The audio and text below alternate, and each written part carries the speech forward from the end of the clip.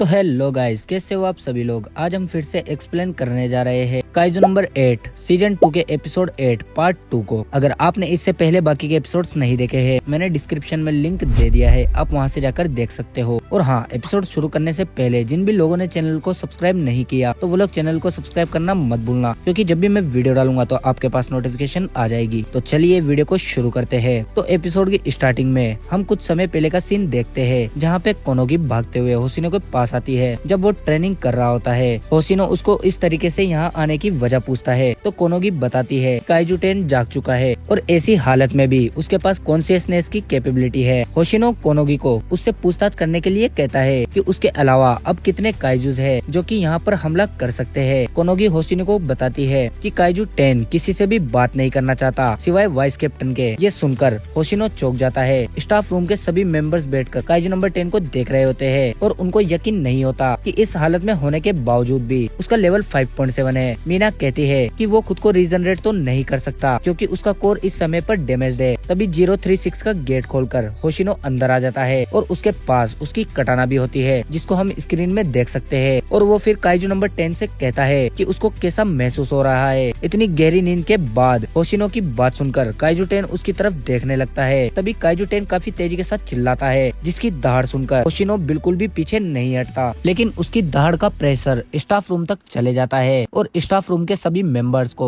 काफी हैरानी होती है कि इतनी खराब हालत में होने के बावजूद भी इसकी ताकत बिल्कुल भी कम नहीं हुई है। ये काफी हैरानी की बात है कि वाइस कैप्टन होशिनो ने इस काइजू के साथ हैंड टू हैंड फाइट करी थी। होशिनो उसको इस तरह की बेवकूफी करने के लिए मना करता है। अगली बार उसने इस तरीके की हरकत करी तो होशिनो उसको यहीं पर काट देगा। होशिनो की बात सुनकर काइजू 10 जोर जोर से हंसने लगता है। उसको ये बात पता है कि होशिनो बाकी लोगों की तरह नहीं है। काश उसने होशिनो को खा लिया होता। कोनोगी होशिनो को वार्न करती है कि इस समय वो काइजू 10 के बारे में कुछ भी नहीं जानते, तो वो उससे थोड़ा सावधान रहे। होशिनो समय बर्बाद ना करके उसको सीधा काइजू 9 की फोटो दिखाते हुए पूछता है क्या उसको इस काइजू के बारे में कुछ पता है, क्योंकि होशिनो को इस काइजू को मारना है। काइजू 10 उसकी फोटो थोड़ा ध्यान से देखकर बताता है कि हाँ, उसको उसके बारे में पता है, आखिर इसी ने तो उसको बनाया था। ये बात सुनकर सभी मेंबर्स चौंक जाते हैं। तभी काइजू 10 होशिनो के सामने शर्त रखता है कि डिफेंस फोर्स ने अगर उसको जाने दिया तो वो काइजू 9 के बारे में उनको सब कुछ बताएगा। उसकी शर्त को सुनकर होशिनो बिल्कुल भी राजी नहीं होता और वैसे भी उसका कोर इस समय डैमेज्ड है, तो वो भला कैसे अपने ऑर्गन्स को रीजनरेट करके उसके साथ फाइट करेगा। उसको पता था कि होशिनो उसको इस तरीके का ही जवाब देगा। उसने डिफेंस फोर्स की एक टेक्नोलॉजी के बारे में सुना है जो कि बॉडीज को वेपन में कन्वर्ट करती है। अगर डिफेंस फोर्स उसको वेपनाइज्ड कर दे और होशिनो उसको उसकी बॉडी दे दे तो वो उसको सब कुछ बताएगा जो वो जानना चाहता है। ये कहते हुए काइजू 10 अपने कोर एरिया से 2 बड़े हैंड्स को निकालता है और मेगा फॉर्म में ट्रांसफॉर्म हो जाता है। काइजू 10 की बात सुनकर मीना और कोनोगी सब लोग शॉक्ड हो जाते हैं कि एक काइजू खुद को वेपनाइज्ड करना चाहता है। कोनोगी होशिनो को बताती है कि ऐसा कभी नहीं हुआ कि किसी काइजू को बिना मारे उसको वेपनाइज्ड किया जाए। इसका कोनोगी को कोई आइडिया नहीं कि एक जिंदा काइजू के वेपन को पहनकर यूजर पर क्या इम्पैक्ट पड़ेगा।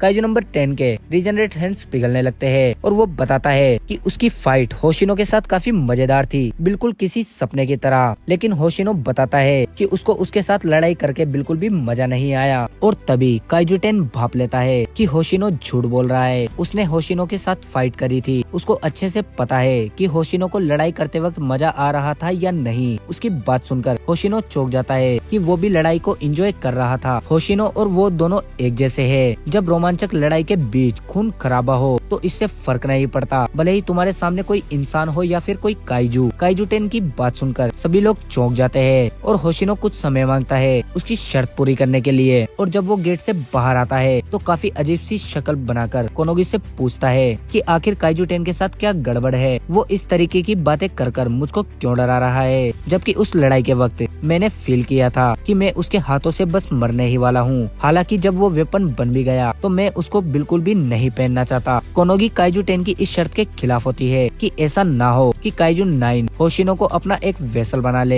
लेकिन बात इस चीज की है कि काइजू 10 के पास ही काइजू नंबर 9 को लेकर कुछ इन्फॉर्मेशन है और कुछ पाने के लिए कुछ खोना पड़ेगा। होशिनो लंबी सांस लेते हुए मीना को कांटेक्ट करके पूछता है कि काइजू 10 की डिमांड से वो एग्री करता है। मीना समझ जाती है और वो हेडक्वार्टर जाकर इस चीज की रिक्वेस्ट करेगी कि वो काइजू 10 को वेपनाइज कर दे। फिर होशिनो काइजू 10 के पास जाकर उसकी डील को एक्सेप्ट कर लेता है। लेकिन इस चीज को पहले ही क्लियर कर देना ठीक होगा कि जब उसकी बॉडी को वेपनाइज करा जाएगा तो होशिनो उसकी बॉडी पर कंट्रोल करेगा, न कि वो उसकी बॉडी को। और होशिनो की बात सुनकर काइजू 10 मुस्कुराने लगता है और इसी के साथ ये एपिसोड यहीं पर खत्म होता है। तो दोस्तों, अगर वीडियो पसंद आई हो तो लाइक और सब्सक्राइब करना मत भूलना। मिलते हैं नेक्स्ट वीडियो में, तब तक के लिए बाय बाय।